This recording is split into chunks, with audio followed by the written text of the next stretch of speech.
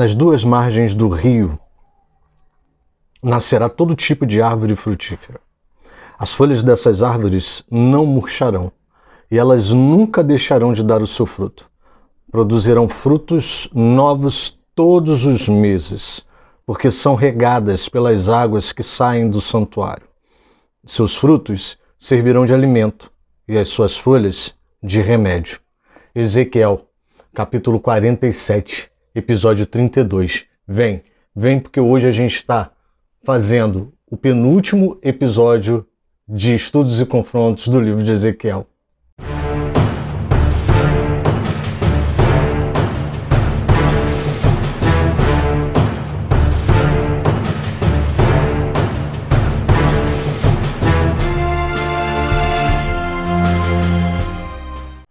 Graça e paz, queridos, Pastor Alexandre aqui, e hoje a gente está trazendo a primeira parte do capítulo 47.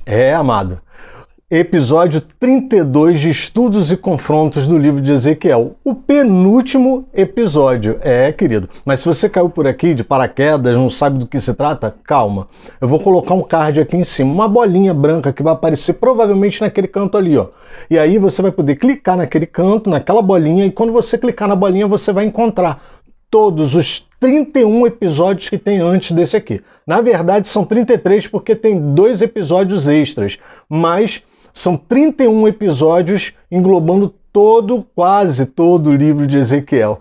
Querido, então assim, olha, se você quer pegar todos os episódios, dá um pause aqui e vai lá nessa bolinha que você vai encontrar todos para você assistir todos os episódios, desde o primeiro até o episódio 32, que é esse aqui. Amém, querido?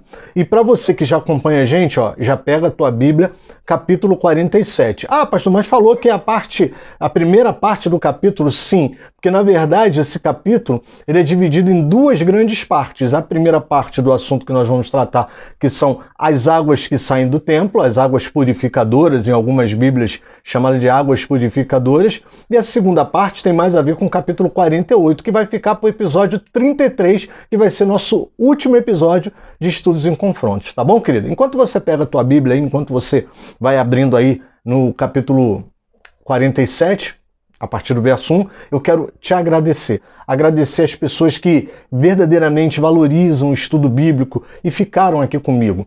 Foram 33 episódios até o momento, a gente entende que vai dar 33 episódios, com mais os 2 episódios bônus que nós tivemos aí, 35 episódios.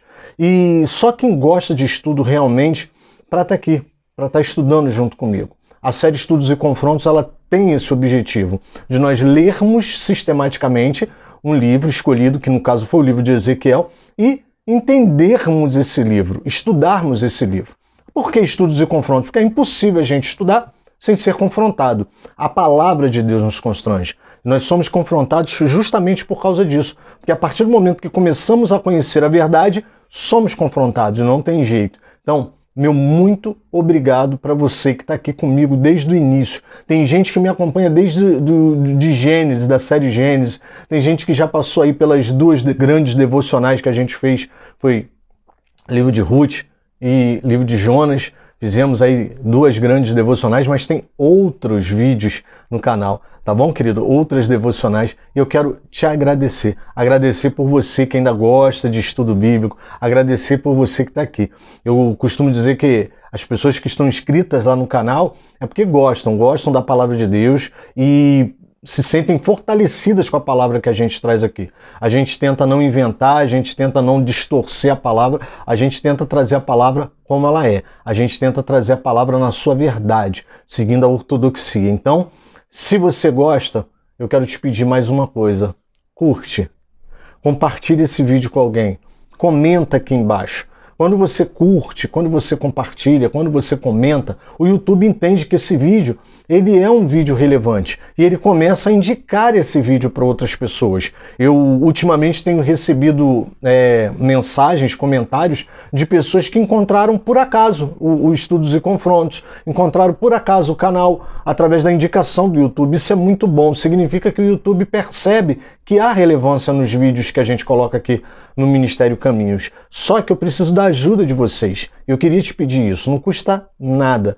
Mesmo a gente acabando a série de estudos e confrontos, que acaba no próximo episódio, eu quero continuar te pedindo isso. Curte, não custa nada, dá o teu joinha, ou dá o teu dislike também, se você não gostar. Eu sei que tem gente que não gosta do que é falado aqui, eu sei que tem gente que procura uma palavra mais triunfalista, uma palavra de massagem do ego, uma palavra que vai ao encontro dos seus anseios, dos seus desejos, mas creia que sem processo não existe vitória. Eu não sou contra a vitória, eu sou um entusiasta quando se fala das vitórias em Cristo Jesus, porque em Cristo Jesus a palavra nos diz que nós somos mais do que vencedores. O que realmente me incomoda é a vitória sem processo, a vitória sem transformação, a vitória sem que haja no nosso coração uma consciência do que somos, do que precisamos, daquilo que pretendemos, do propósito de Deus na nossa vida. Então, amado, eu quero te pedir isso. Não deixa de espalhar a palavra de Deus, não. Eu faço a minha parte aqui, gravando os vídeos, colocando essa cara horrível aqui para gravar, e você me ajuda espalhando a palavra de Deus, você me ajuda compartilhando, curtindo, comentando aqui. E quando você faz isso, as pessoas começam a encontrar o canal, começam a encontrar mais uma alternativa de palavra de Deus, de ensino, de estudo da palavra de Deus. Se você gosta, faz isso, porque tem mais gente procurando. Eu te garanto que nessa escassez de palavra de Deus que a gente está vivendo, tem gente procurando canais que transmitam, que estudem, que descrevam, que detalhem a palavra de Deus. Como eu falei antes, o objetivo de estudos e confrontos é fazer um estudo sistemático, uma leitura sistemática mesmo da Bíblia. E nós lemos Ezequiel. Olha a gente acabando Ezequiel aí. Né? Quem acompanha de fato, quem acompanha com seriedade, lê o livro de Ezequiel comigo e está entendendo tudo. E eu sempre peço para você, vai lá, lê antes para depois vir. Por quê? Porque eu quero que você já venha sendo trabalhado pelo Espírito Santo e não pelo que você encontra aqui. Porque, de repente, o que eu vou falar aqui é uma suposição, é uma analogia, uma comparação, é algo que, infelizmente, devido à nossa natureza pecaminosa, pode distorcer a palavra de Deus. E eu não quero isso. Eu quero que você já venha sendo trabalhado pelo Espírito Santo de Deus, para que você tenha, sim, autonomia, para que você tenha a sua crítica, para que você tenha o seu entendimento. E ao escutar aquilo que eu trago, você possa entender. Poxa, isso que o pastor está falando faz sentido, ou não. Isso que o pastor está falando não faz sentido nenhum. Eu vou tentar descobrir de onde que ele tirou isso. Isso é estudar a palavra de Deus. É quando nós questionamos aquilo que nós ouvimos. E hoje, amado, infelizmente, nós temos ouvido muita coisa sem questionamento algum. E por isso muitas besteiras vão entrando nos nossos ouvidos, nas nossas mentes, nos nossos corações. Infelizmente, há vários lugares, há vários púlpitos, há vários altares que infelizmente têm pregado uma palavra conveniente, uma palavra que não vai nos ajudar no processo que precisamos, mas vai sim criar uma imagem daquilo que não é o Evangelho, uma imagem distorcida de Deus, uma imagem distorcida do Senhor Jesus, uma imagem pior ainda do Espírito Santo e uma imagem completamente equivocada do reino. E aí começamos a buscar coisas em Deus que não são aquelas que verdadeiramente a Bíblia fala. E isso pode nos custar muito caro. E é justamente isso que eu não quero. Eu quero que você tenha essa autonomia, que você pegue sua Bíblia, que você leia sua Bíblia, que você busque. Com o tempo, sem você perceber, você já começa a entender como a Bíblia deve ser interpretada, como a Bíblia deve ser lida, como a Bíblia deve ser entendida. E isso vai te dando uma certa autonomia, uma certa crítica, uma certa capacidade de ler e não ser enganado, de ler e entender, de ler e ser edificado, de ler e não ser enganado pelas palavras triunfalistas, pelas palavras de prosperologia que andam por aí, pelas palavras liberalistas que andam aí, norteando as nossas igrejas, norteando os nossos púlpitos e fazendo da nossa cabeça uma verdadeira bagunça. Tá certo, amado? Então, pega aí Ezequiel capítulo 47 e vem que a gente vai entender hoje a corrente das águas purificadoras, as águas que saem do templo. Então assim, amado, o capítulo 47 ele é uma continuação do capítulo 40, 41, 42, 43, 44, 45, 46. Ou seja, todos esses capítulos, esses 7 capítulos anteriores que a gente está trazendo aqui, que eu dividi em 2 partes, tá? Fazem todos eles parte da mesma visão. Ezequiel ainda está na visão que se iniciou no capítulo 40. Estamos no capítulo 47, porém, Ezequiel ainda está lá na visão que iniciou-se no capítulo 40. É uma visão só, tá, amados? Os capítulos são diferentes, mas a visão é uma só. E aí, o que acontece agora? Né? Ezequiel, o homem de bronze, vai pegar Ezequiel e vai entrar com ele para o pátio interior. Você já estudou, já mostrei para você o mapa, já mostrei para você a disposição do templo, então eu não vou me preocupar aqui com detalhes da localidade, porque eu creio que você já assistiu. Então, se você não assistiu, vá lá, assiste o episódio 30 e o episódio 31 para você entender tudo direitinho. Ah, e o episódio bônus que tem depois do 30, entre o 30 e o 31, para você entender a disposição do templo. Então, Ezequiel está do lado de fora, está no átrio exterior, e aí o anjo, o ser celestial, o cara de bronze, como você quiser chamar, pega Ezequiel e fala, vamos entrar de novo. Eles entram de novo, tá? Eles vão para o lado de dentro e vão até o limiar do templo. E agora, quando a gente está falando do templo, a gente está falando de santuário. E deixa eu te explicar uma coisa, cuidado para você não ser confundido na leitura, tá? Porque, às vezes, quando fala do templo, está se falando do todo, do átrio exterior junto com o átrio interior, com o muro ao redor, tá certo? Então a gente fica meio confuso com essa questão, porque ele levou-me até o portão do templo, levou-me até... E aí a gente tem que estar ligado, porque o contexto vai dizer se é o portão exterior ou se é o portão interior.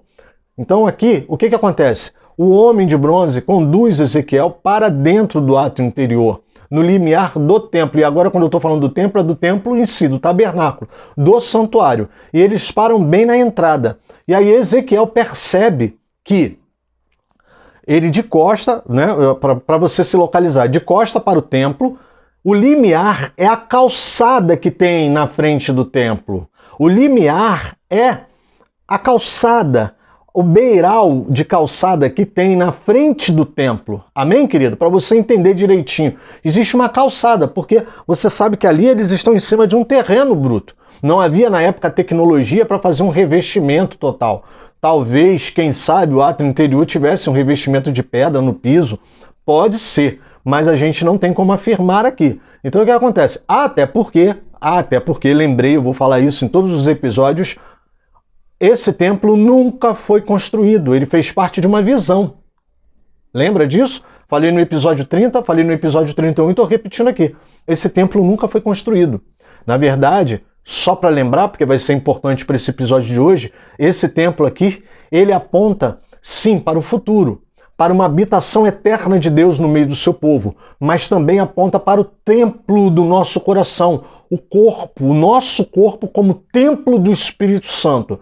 Você tanto pode entender por um lado como pelo outro. Por quê? Porque no fim das coisas, tudo isso vai convergir para o mesmo local, para a mesma ideia. Amém, querido? Hoje, nós ainda não alcançamos, não atingimos o fim, a esperança. Eu agora estou falando de escatologia. A gente ainda não atingiu o que nós achamos que vai acontecer lá no Apocalipse. Ué, pastor, o senhor está falando que acha, o senhor não tem certeza? Queridos, em se tratando do livro de Apocalipse, nós não podemos afirmar com certeza nenhuma data, nenhuma informação, nenhum dado. Nós temos, sim, a ideia central do Apocalipse é uma literatura apocalíptica, ou seja, apocalíptica não é porque é o fim, é porque vem nos revelar momentos escatológicos. Sim, a escatologia que tem a ver com o fim, tá certo? Então, Apocalipse é um livro que vai nos trazer a revelação de momentos escatológicos, momentos que nós entendemos finais. Escatologia aponta para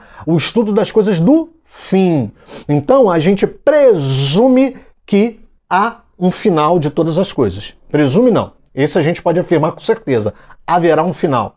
A gente tem certeza que haverá um juízo. A gente tem certeza que Jesus vai voltar.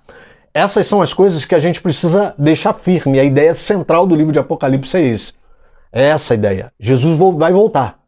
Jesus voltará. Ainda que demore, ainda que você esteja aí pensando, mas está demorando, pastor.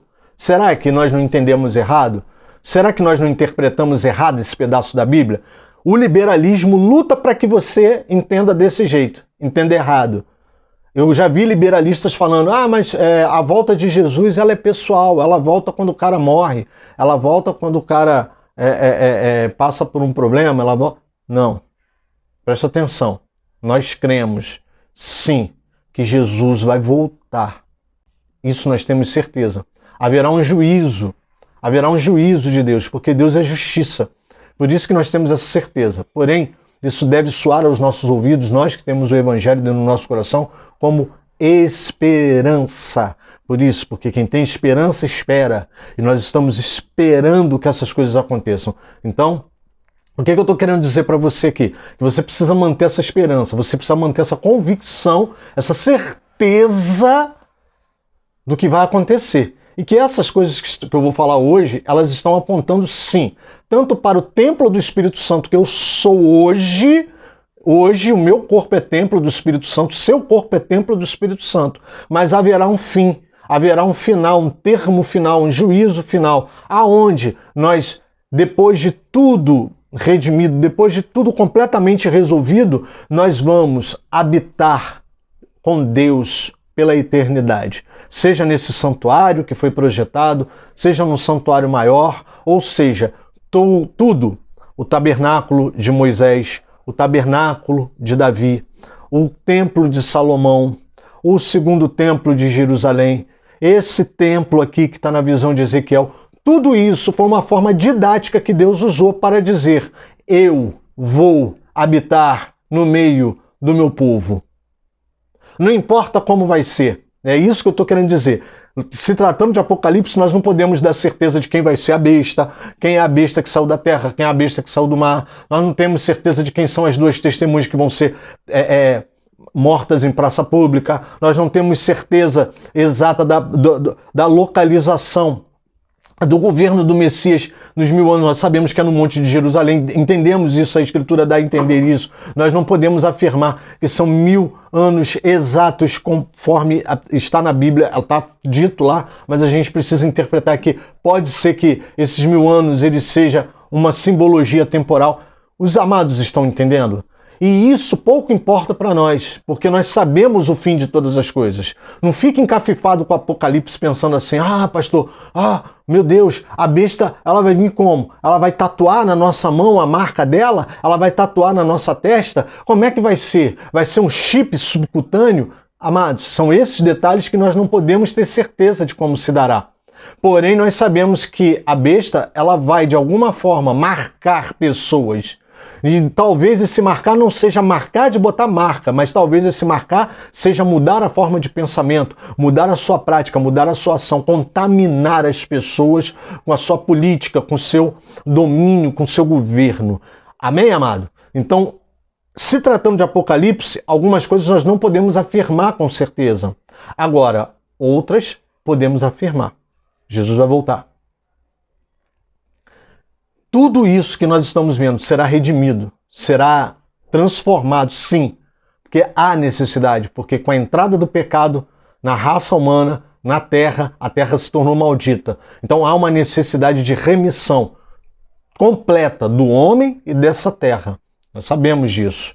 E nós sabemos que tudo, nada, vou usar esse termo, nada, vai passar em branco aos olhos do Pai, na sua justiça. Por isso, acreditamos no juízo final.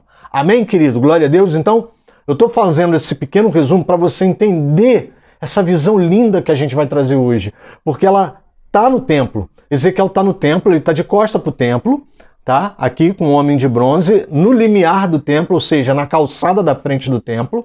E aí, ele percebe aqui, na mão direita dele, para você se localizar, o templo, o santuário, está nas costas dele aqui. Na mão direita dele, quando ele olha, ele percebe que sai um filete de água, um filetezinho de água. E aí o homem vai conduzindo ele. Eles saem pelo portão do norte, que é o portão que está na mão esquerda de Ezequiel. Parte desse princípio, tá, amado? Ezequiel está de costa para o templo aqui.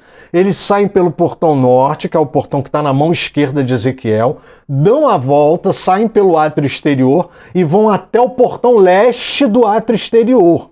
Amém, querido? E aí quando chega lá no portão, já no verso 2, lá no portão leste do átrio exterior, ele percebe que a água do rio já está borbulhando. Ou seja, aquilo que começou no templo como um filete, lá no externo agora borbulha já como um rio. Ele quer dizer que já tem corrente, já tem força. O rio agora está se tornando maior. Amém, querido? Então eles chegam nessa parte exterior onde a água borbulha, e aí eu quero que você entenda a ideia dessa água, a ideia desse rio que sai do lado de baixo do limiar do templo. Esse filete que lá no templo é um filetezinho de água e que já no portão leste já tem força, já está correndo, já tem borbulha. É isso que Ezequiel está querendo dizer. Isaías, capítulo 41, verso 18, já falei aqui que Isaías é um dos profetas mais messiânicos que existe.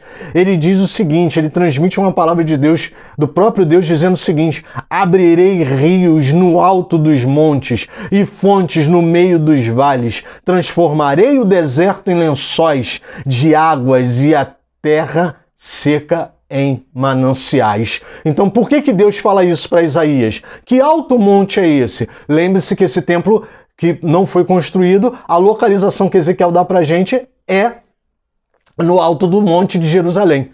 Jerusalém, amados, ele está em cima de uma cadeia de montes. Jerusalém é uma cidade alta, tá legal? Então, assim, para você entender, assiste o próximo episódio que eu vou falar. Vai ser um episódio mais técnico. O último episódio vai ser um episódio mais técnico. Mas eu não quero que você perca, não. Nesse último episódio, eu vou falar da disposição geográfica de Jerusalém e de tudo isso que a gente está vendo aqui. Então, Jerusalém está no alto, porque Jerusalém fica no alto do monte. E aí tem uma descida, um vale que vai para o vale do Rio Jordão. O Rio Jordão, ele fica num vale. Ele fica abaixo do nível de Jerusalém. Então, o que acontece? Quando ele diz que abrirei rios no alto dos montes e fontes no meio do vale, ele está tratando exatamente desse mapa topográfico que a gente tem aqui em Ezequiel. Mas melhor do que isso, eu quero que você entenda que esse rio que a gente está vendo agora no templo de Ezequiel, trata-se do próprio Jesus, porque ele fala em João 4, de 13 a 14, ele fala assim, Jesus respondendo à mulher samaritana: quem beber desta água voltará a ter sede, ou seja, a água do poço onde eles estavam conversando, mas aquele que beber da água que eu lhe der, nunca mais terá sede.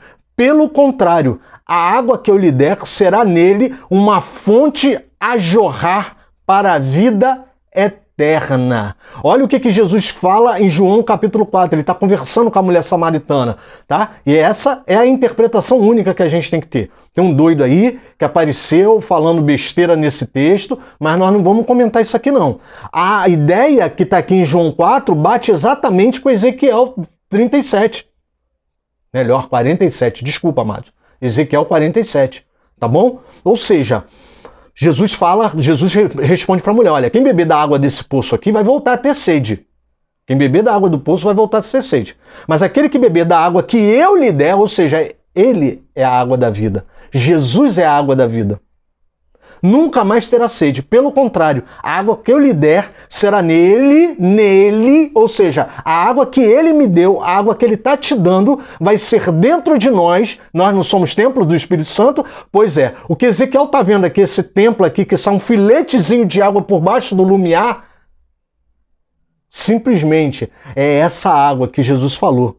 Ele diz, nele, uma fonte a jorrar para a vida eterna. Ou seja, você pode entender esse rio que sai debaixo do templo, na época de Ezequiel, como, sim, um sinal apontando para Jesus. Amém, querido?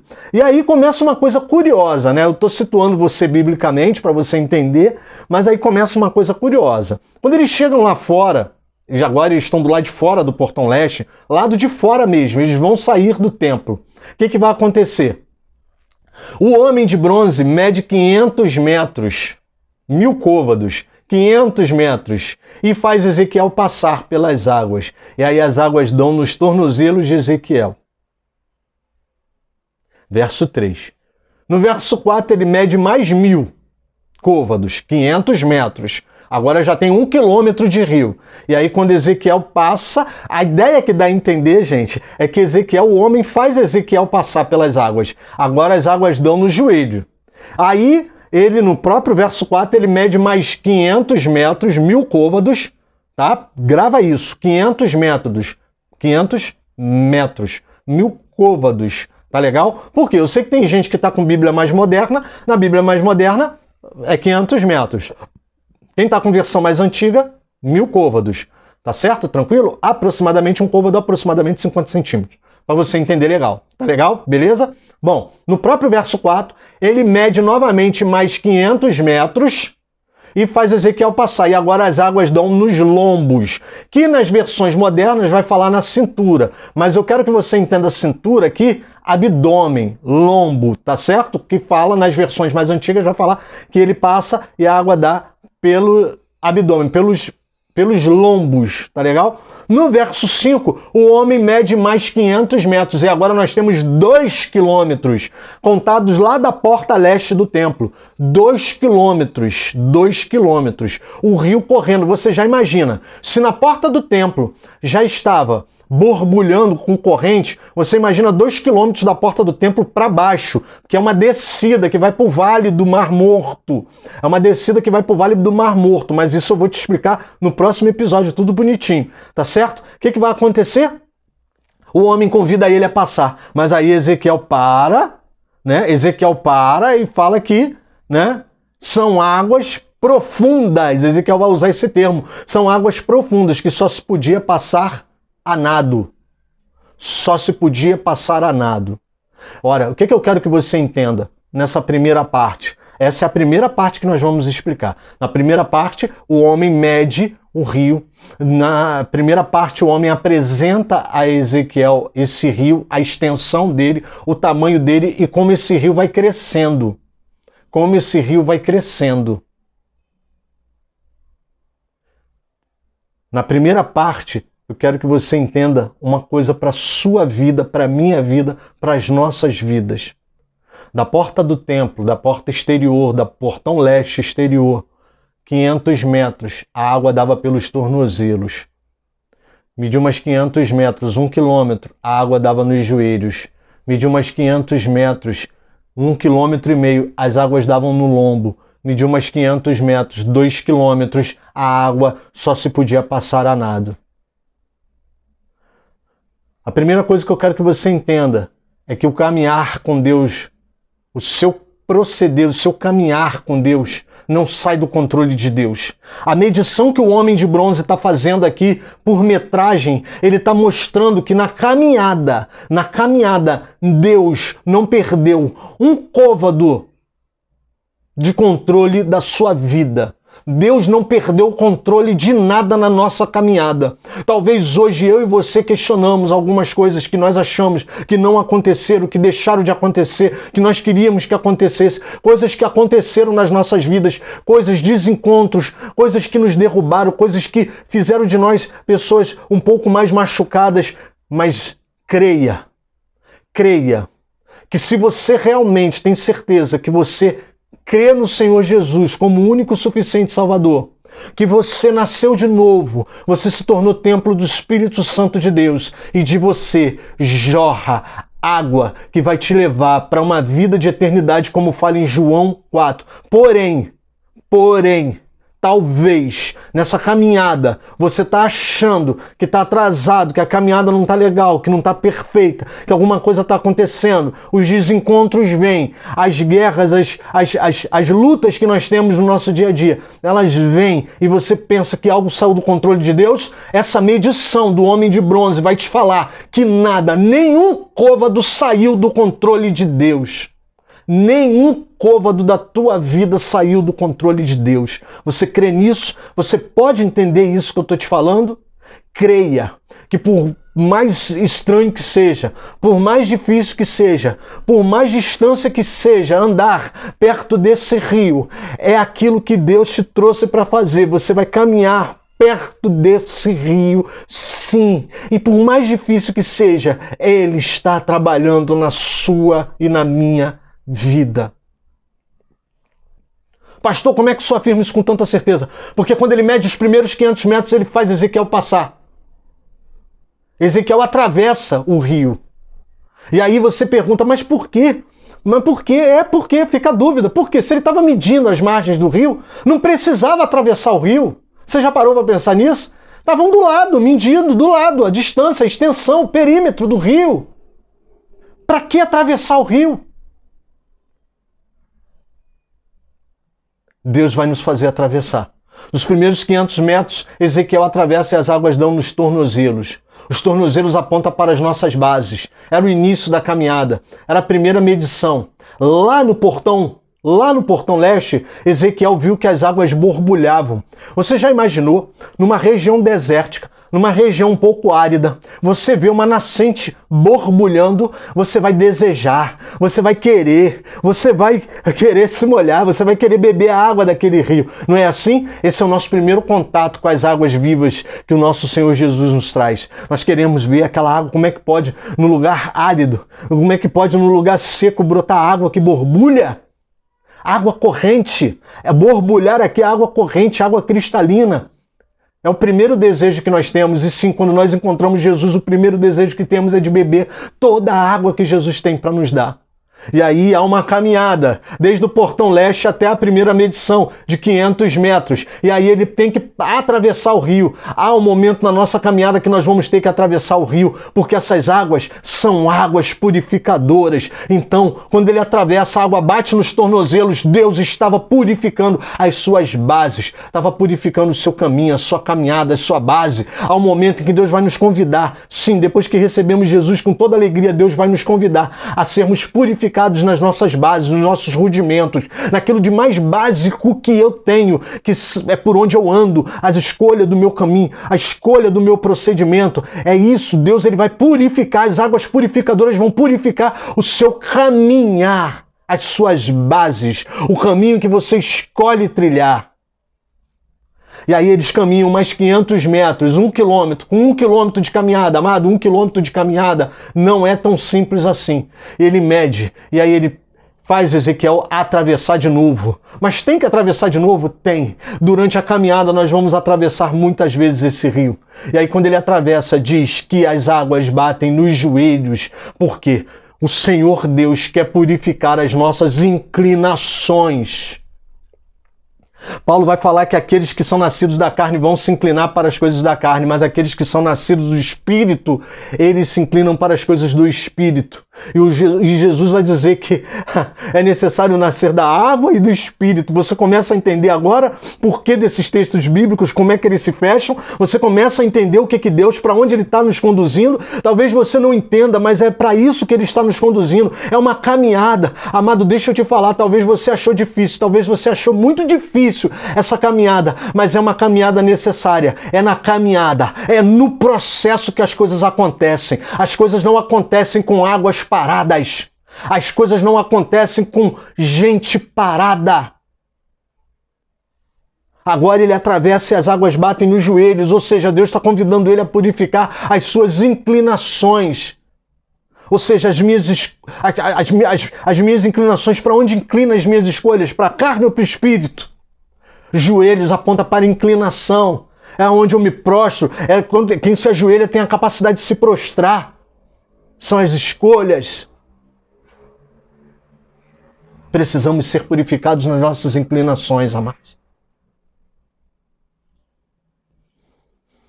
Essa semana eu estava vendo uma palavra da Helena Tanuri. Eu não sei de quando é essa palavra, eu não sei. E ela falando, explicando sobre o crente carnal, que é menino. O crente carnal, ele é crente em Jesus, ele é salvo, ele crê em Jesus, mas ele erra, ele tropeça, ele continua caindo, ele continua tropeçando. Talvez, amado, existem pessoas que pararam no estágio de crente carnal, estão lá atrás no estágio de crente carnal, pararam na carnalidade, ou seja, não deixaram que as águas purifiquem os seus passos na escolha do seu caminho, não deixaram que as águas purifiquem os seus joelhos nas suas inclinações. Em nome de Jesus, que você permita que as águas purificadoras, que elas limpem, que elas levem embora os nossos caminhos errados, as nossas bases erradas, as nossas inclinações equivocadas.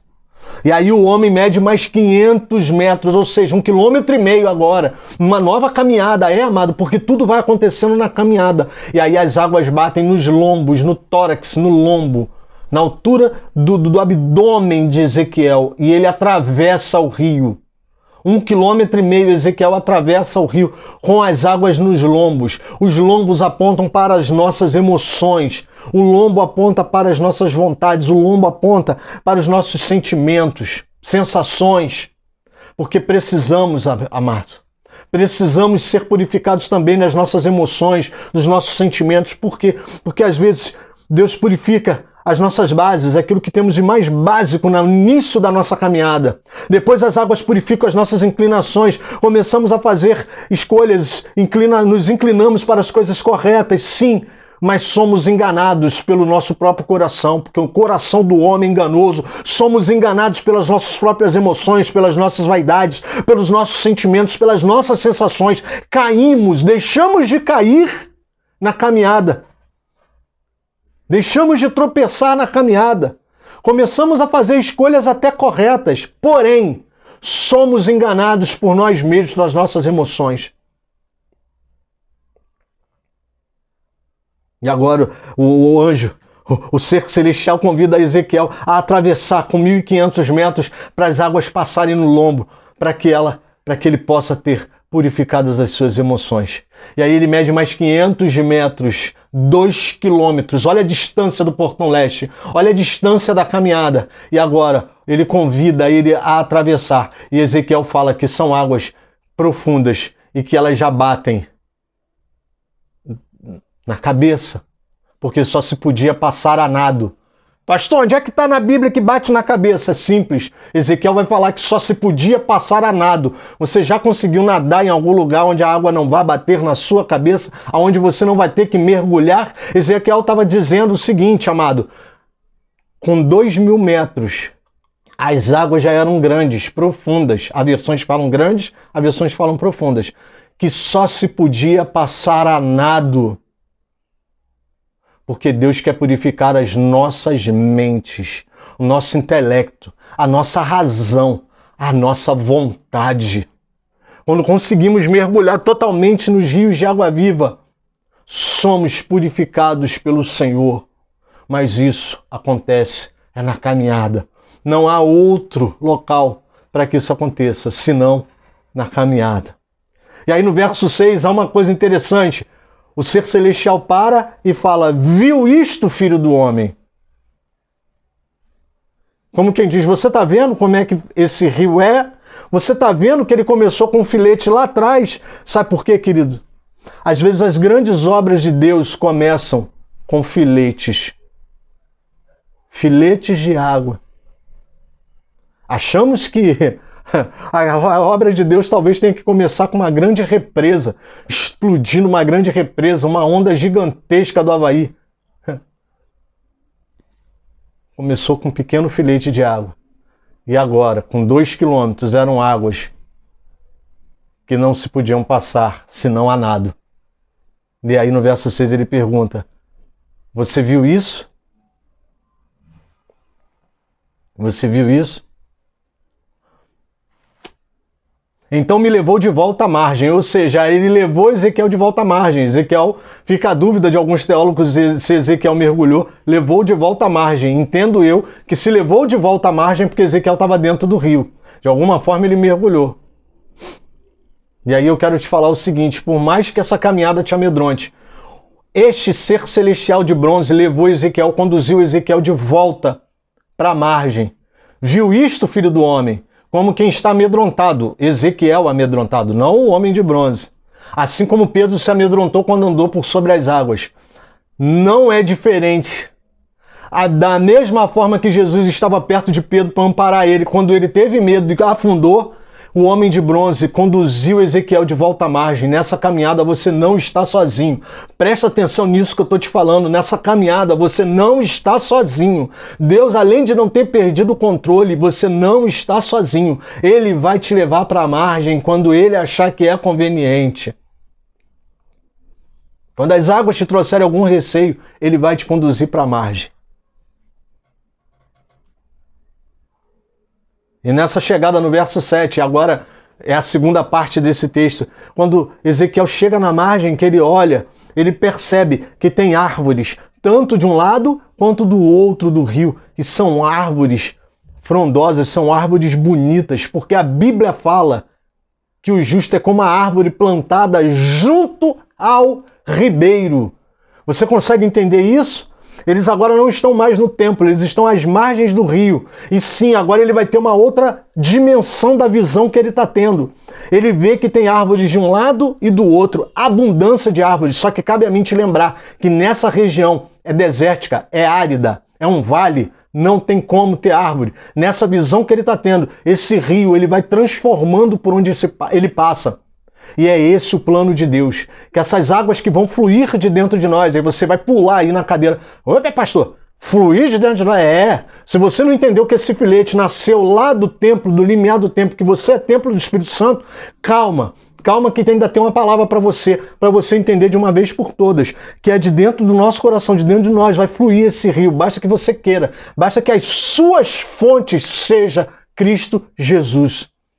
Ele disse que viu árvores em abundância dos dois lados do rio. No verso 8, o homem de bronze localiza, e aí eu vou tratar disso no próximo episódio. Ele localiza, ele diz que essas águas estão vindo do monte e indo para o Vale do Jordão. Ele localiza a gente de onde mais ou menos está. Ele fala de En-Gedi. A gente vai ter no mapa mais ou menos onde é esse local, para você entender. Ou seja, essas águas estão correndo de cima do monte, descendo morro abaixo. Eu vou falar morro para didaticamente você entender, tá bom? Mas é um caminho longo, 2 quilômetros aí. E eles ainda não estão, de fato, no fim da descida. E aí elas vão invadindo o Vale do Jordão. O Vale do Jordão já é a parte mais baixa. Aonde? Em que altura? Em Gede, perto do Mar Morto. Ou seja, aonde as águas são altamente salinizadas, com muito sal. Aonde não há perspectiva de vida. E é isso que eu quero que você entenda. O nome do Mar Morto é morto porque não há possibilidade de vida no Mar Morto por causa da quantidade de sal, da quantidade de salinidade que tem no Mar Morto. Mas essas águas, no verso 8, ele vai dizer que vão descer e vão atingir o Mar Morto para que as águas se tornem saudáveis. E sim, amado, quando as águas do Senhor Jesus passam pelos nossos tornozelos, pelos nossos joelhos, pelos nossos lombos e pela nossa mente, nós estamos prontos para ver toda a transformação que Ele vai causar nas nossas vidas e na vida de quem estiver perto de nós. São as árvores, plantadas junto ao ribeiro. Essas árvores que estão plantadas junto ao ribeiro, elas estão sendo alimentadas, irrigadas por esse rio saudável. E elas vão frutificar no local onde não há possibilidade de vida, porque em volta do Mar Morto não tem possibilidade de frutificação. Mas como esse rio de águas vivas é o próprio Senhor Jesus, quem está nele produz fruto e produz muito fruto. Mas vamos continuar para você entender. No verso 9 ele vai dizer que Ezequiel vai observar que todos os seres vivos estão ali, vivendo saudavelmente, porque quem está perto do rio do Senhor vai viver com saúde, vai viver saudável. Eu não estou falando aqui de uma saúde tão simplesmente uma saúde corporal. Não, eu estou falando amados, de uma proposta de ressurgimento, sim. De uma transformação daquele quadro árido. Uma renovação daquela natureza, das pessoas que ali estão desfrutando. Como assim, pastor? Basta você ir em Ezequiel capítulo 34. Se você for em Ezequiel capítulo 34, a partir do verso 25, você vai entender que isso está na promessa de Deus, que Ele iria fazer essa terra. É o já e o ainda não. Para aquele momento, Ele estava prometendo renovar aquela terra, fazer uma renovação produtiva daquela terra. Mas apontando para o futuro, nós vamos viver essa renovação nas nossas vidas. Amém, querido? E aí ele observa que tem vida. Porque João 10, parte B do versículo 10, João capítulo 10, versículo 10, parte B, vai dizer que eu vim para que tenham vida e a tenho com abundância. Muita gente fala isso querendo tratar de prosperidade, mas não existe vida com abundância de coisas. É vida com abundância de vida. As coisas é só um detalhe, como fala em Mateus capítulo 6. Buscai primeiro o reino dos céus, a sua justiça. As demais coisas, se necessárias, vos serão acrescentadas. Jesus nos promete vida.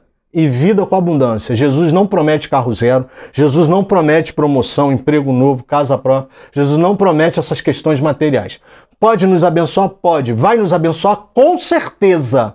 Para quem acha, né, para quem vive dizendo, falando besteirinha aí, que pastor Alex é teólogo da pobreza, teólogo da miséria. Não. Tá? Não é não. Pastor Alex é bíblico, coisa que você talvez não consiga dizer que é. Então presta atenção. João 10, verso 10 fala que eu vim trazer vida e vida com abundância. Vida com abundância. É a abundância da própria vida, não é a abundância de coisas. E é isso que ele fala. Ezequiel diz que haverá muitíssimos peixes, muito peixe, toda espécie de peixe, como peixe do mar grande. Como peixe do mar grande. Agora presta atenção, se é um rio, como é que vai ter peixe do mar grande? Porque é um rio sobrenatural. E aí, no verso 9, ele vai observar que as águas do Mar Morto vão se tornar saudáveis. Gente, que visão tremenda, porque no Mar Morto não existe possibilidade de vida. Não existe. Pesquise. Bote no Google. Não acredita no pastor Alex, não. Bota no Google e bota assim. Por que o Mar Morto é chamado de Mar Morto? Bota assim. E aí você vai entender o que eu estou falando. No verso 10, ele começa a retratar uma vida produtiva, uma vida pesqueira produtiva, abundante, condições de sobrevivência abundantes, completamente diferentes das escassas já vividas. Ou seja, ele diz que os pescadores vão pescar peixes de todas as qualidades. Ele diz que vai haver espaço para colocar as redes, pendurar e lavar as redes. Ou seja, isso aponta para uma vida produtiva, porque perto dos rios de água viva haverá vida produtiva. A nossa vida só pode ser produtiva se estivermos perto dos ribeiros de água viva. E aí no verso 11 vem algo curioso. Ele diz assim, mas os charcos e pântanos não se tornarão saudáveis, serão deixados para a produção de sal. Por quê? Porque, amados, em volta do Mar Morto existem charcos, as partes mais rasas, as partes mais próximas da beira do Mar Morto. Tem charco e tem uma espécie de pântano, cria-se um pântano que na verdade não é um pântano, deu-se esse nome aqui, mas na verdade não é um pântano como a gente conhece, um pântano que a gente imagina lama, não, por causa da quantidade excessiva de sal. Então, muito embora as águas purificadoras entrem no Mar Morto e tornem as águas do Mar Morto saudáveis, na beira, na parte mais extrema, ficarão os charcos e os pântanos, que na verdade são poças rasas de sal. Fica grosso, parecendo uma lama, mas é sal. Mas por quê, pastor? Porque muito embora as águas purificadoras sejam capazes de entrar nas nossas vidas e mudar completamente a visão árida, seca, desértica do erro em que nós vivíamos, ela vai nos purificar, vai nos trazer vida, vida com abundância. Porém, os charcos de sal serão deixados para a produção de sal, para que sejamos sal sim na terra, mas para que a gente não esqueça de como éramos antes. Quem passar por ali vai falar assim, esse mar era um mar morto, ele não tinha vida, agora ele tem vida. Ele produzia sal, igual ali ó, na beira. Tá vendo aquele sal ali ó, todo? Aquele charco, aquele pântano ali na beira? Era aquilo que ele só produzia, e hoje só tem na beira. Ou seja, as pessoas vão lembrar de onde vieram. Da mesma forma que o apóstolo Paulo tinha um espinho na carne, do qual não se livrava, para que ele não se vangloriasse de si mesmo. Eu e você precisamos olhar para o charco, para os pântanos e olhar e falar, eu sei de onde eu vim. Porque quando esquecemos a nossa origem, corremos o sério risco de voltar de onde viemos, piores do que saímos, porque achamos que voltamos melhores. E na verdade não melhoramos em nada. Que você entenda o verso 11. Que você entenda que as águas purificadoras farão um grande milagre nas nossas vidas. Porém, Sempre vai haver a lembrança. Não uma lembrança para você voltar no passado. Não uma lembrança para que você fique preso ao passado do que você foi. Não. Mas você sempre terá consciência de onde você saiu. As pessoas que sabem de onde saíram são mais gratas. Elas sabem que não nasceram prontas. E elas sabem que tudo que elas estão recebendo não é merecimento delas. Peço desculpa pelo calor, tô derretendo, mas vai fazer o quê, né? E tá tudo aberto, amado. Tô gravando aberto, tá? Para você entender. Eu espero que você tenha entendido o verso 11. Por que que esses charcos, esses pântanos continuam? E aí vem a parte do texto que eu li na introdução. Nas margens haverá todo tipo de árvore frutífera. Fala da produção de frutos. Porque aonde Jesus está, há produção de frutos. Esse é um dos principais propósitos da minha vida e da sua vida, é produzir frutos. Quando eu gravo esses vídeos, eu estou produzindo algum tipo de fruto. Quando você assiste os vídeos, você produz algum tipo de fruto. Quando você produz algum conteúdo, você está produzindo fruto. Quando você está indo na igreja, quando você está ajudando alguém, quando você está exercendo a prática de vida cristã, quando você está exercendo uma vida piedosa, quando você está praticando, você está vivendo uma vida piedosa, você está produzindo frutos. Esse é um dos grandes propósitos da nossa vida. Jesus quer, sim, ramos. João 15, eu sou a videira, vós sois os ramos. Nós vamos dar muitos frutos, sim. Vamos dar muitos frutos. E as árvores perto desse rio, elas vão dar muitos frutos. As suas folhas não murcharão. Ou seja, elas terão vida e vida com abundância. Juntou com João 10? As folhas não murcharão, ou seja, toda árvore tem um ciclo de vida onde as folhas em algum momento, devido à estação, elas vão murchar. E isso vai apontar para nós lá na frente, do ainda não, lá do Apocalipse, aonde não haverá mais necessidade das estações serem completamente descontroladas. Inverno, verão, primavera, não. As folhas não vão murchar porque as árvores não precisarão se submeter a um movimento, seja lá qual for, das estações do ano. As folhas não murcharão. Ou seja, haverá sombra, haverá frescor.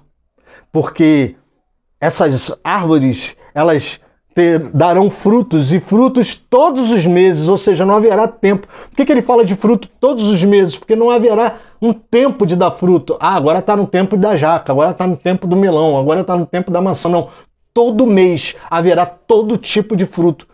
Produziremos frutos todas as épocas do ano. Todas as épocas do ano. Para que nunca falte alimento àqueles que estão perto de nós.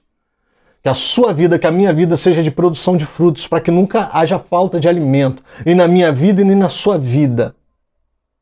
E as folhas, essas que nunca murcham, servirão de remédio.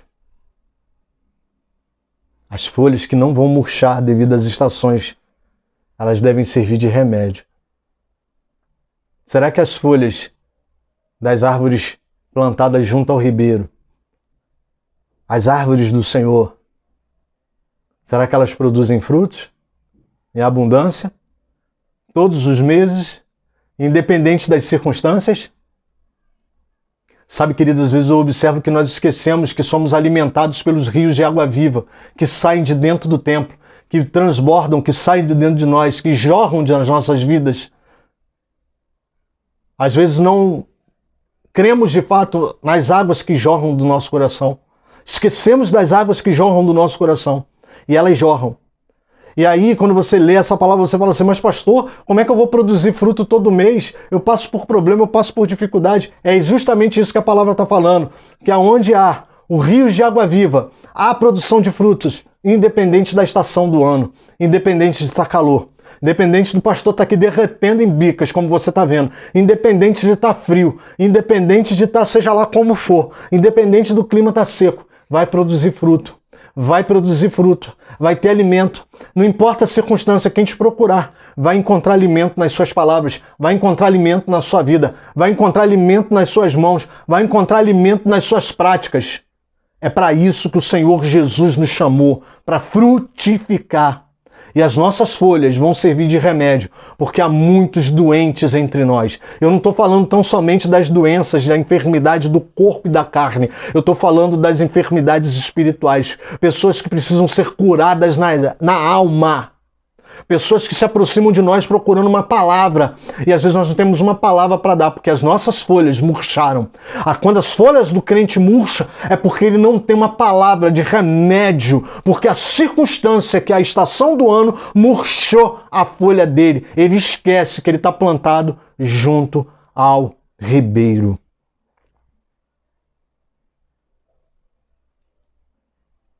Talvez você esteja pensando assim, mas pastor, que ribeiro é esse que flui de dentro de mim? João capítulo 7, verso 38. Quem crer em mim, como diz a Escritura, olha o que Jesus fala. Quem crer em mim, como diz a Escritura. Ou seja, deixa eu só abrir um parênteses aqui. O próprio Jesus se referenciava pela Escritura, que até então, na época dele, era a Escritura do Pentateuco, dos livros de Moisés e dos profetas. Vem um monte de teólogozinho, eu não vou nem dar o adjetivo desses, não posso nem ofender os teólogos, né? Uns pastores vêm para distorcer a palavra, para dizer que a Escritura precisa ser ressignificada, atualizada, toma vergonha e vai ler tua Bíblia.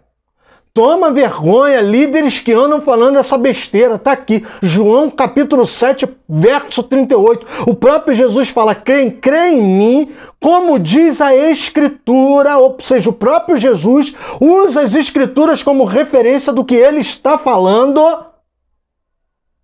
Do seu interior fluirão rios de água viva. Não é o pastor Alex que inventa. Está aqui. João capítulo 7, verso 38. Quem crê em mim, como diz a Escritura, do seu interior fluirão rios de água viva. Essa Escritura eram os livros que já existiam na época de Jesus. Era a literatura mosaica, através do Pentateuco, e a dos profetas, alguns históricos também. Ou seja, ele falando dos rios que foram profetizados por Isaías, é ele falando do rio de água viva purificadora da visão de Ezequiel, é ele falando das águas que saíram das rochas no deserto na época de Moisés, como Deus alimentou seu povo durante muito tempo com águas de onde não existiam, e águas que nunca existiram naqueles lugares, e Deus fez sair águas. E hoje, nos nossos dias, Deus está convidando a mim e a você para sermos o ribeiro de águas purificadoras. Porque merecemos? Não. Somos especiais? De forma nenhuma. Por quê? Somos templo dele. E debaixo do nosso limiar fluirão filetinhos de água. Muito pequenininhos. Mas que com a caminhada se transformarão em águas purificadoras. Que purificarão as minhas bases, os meus caminhos, a minha caminhada, as minhas inclinações, as minhas emoções, a minha mente, para que eu possa entender essa obra que o Senhor Jesus tem, de ter árvores, frutos, todos os meses, peixes grandes como o do mar e remédio para curar as mazelas humanas. Amém, querido? Fica com Jesus e não me abandona não, ora pela minha vida, hein? Ora pela minha vida, inclusive quem apanha aqui, né, os pastores que vêm assistir, que estão distorcendo a palavra, ora pela minha vida, ora por mim, que eu oro por vocês também. Amém, querido? E eu te espero no último episódio, que vai ser o episódio de Ezequiel, episódio 33. Amém, querido? Fica com Jesus, querido.